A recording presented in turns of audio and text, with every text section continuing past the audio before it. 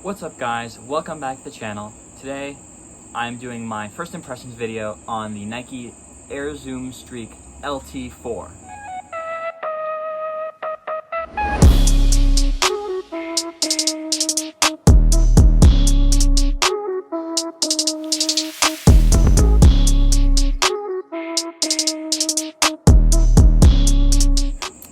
The Nike Zoom Streak LT4 is a low-profile traditional racing flat from Nike, coming from their Air Zoom Streak LT line, which is a more minimal version of the regular Streak.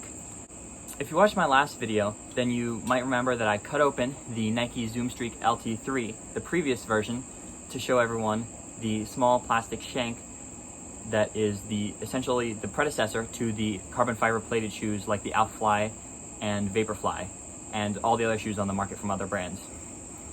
I don't really want to make this comparison video, but I'm definitely going to be mentioning this one when it comes to how they are different and similar. Now this is my first impression review, meaning I haven't put a ton of miles into this shoe, but I think I know what it's all about. I've done 2 runs in it so far.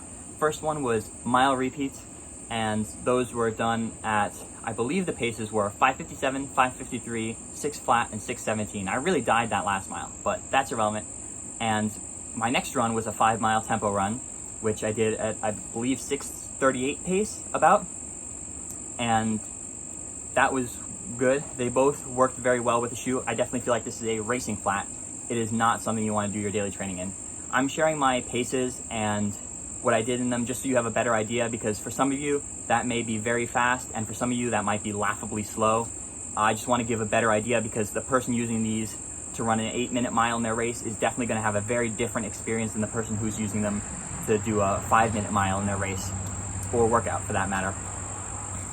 But in general, I really like this shoe, and let's get into it. We are going to go from the top down. First, we have a regular upper. It is a traditional thin racing flat upper. It's made of a very thin single layer mesh. As you can see right here, you can see my hand right through it, and that goes all throughout the shoe. You have this small amount of fabric here that holds the laces in place, and the laces are just regular laces. They're not stretchy. They are just traditional shoe laces. There are no overlays whatsoever other than the logos, so there is no support at all other than a small little toe cap here, and the heel counter is barely existent. It's a little bit firmer than the rest, but it is barely there. That's really all there is to say about the upper. Very minimal, very fast. It is not the widest, but it's fine. It works. I haven't had any real issues.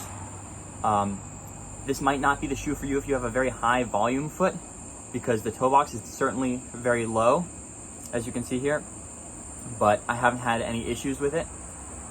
Next up, we can talk about the midsole. It is a regular EVA midsole with an Air Zoom unit in the heel and just EVA throughout the forefoot. It has a small plastic shank here that greatly adds to the rigidity of the shoe. It's a lot more rigid than some other shoes like the Saucony Type A9 or other racing flats you might find on the market.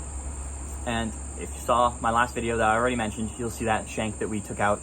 I believe that the midsole and outsole are the exact same between the LT3 and LT4, so I don't think there's really much of a difference there. If you like the LT3, you're probably going to like the LT4. They're pretty similar shoes.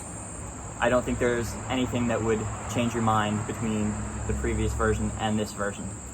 Now on the outsole, we have a lot of rubber, which I really like. I run most of my workouts on grass, so this rubber has been great.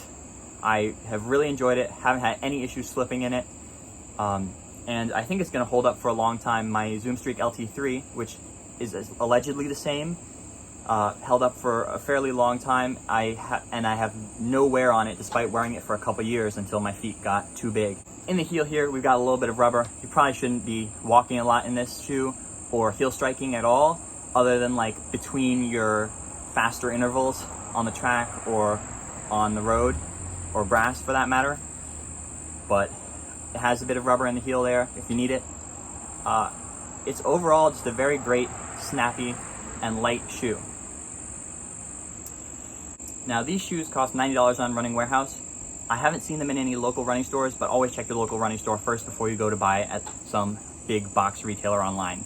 I was lucky enough to find these at my local Marshall's for $40, so I knew that was a great deal, and I definitely wanted to pick them up because I really liked the Zoom Streak LT3, and I thought that based on what I had seen, I would really like the Zoom Streak LT4.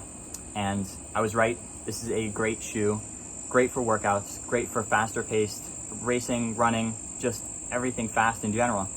Now, I wouldn't take it for a really long run. I would probably take it up to half marathon, about on the roads, maybe 20 miles if it was on dirt or grass, but really I wouldn't take this long. This is a shoe to go short, to go fast, and really just to kill your faster workouts and sections. So since this is my first impressions review and I haven't run a ton in them, this is just my first impression. I will give you a review after about 100 miles, and I'll just update you on how they're doing then. As you have seen with some of my other shoes that I've done, I will get you also a video on the Atreyu after 100 miles, if you're interested in that. Well, again, thank you so much for watching. If you like this video, you might like some of my other videos, so you can go check them out. If you like this video, you might want to drop a like, maybe even subscribe.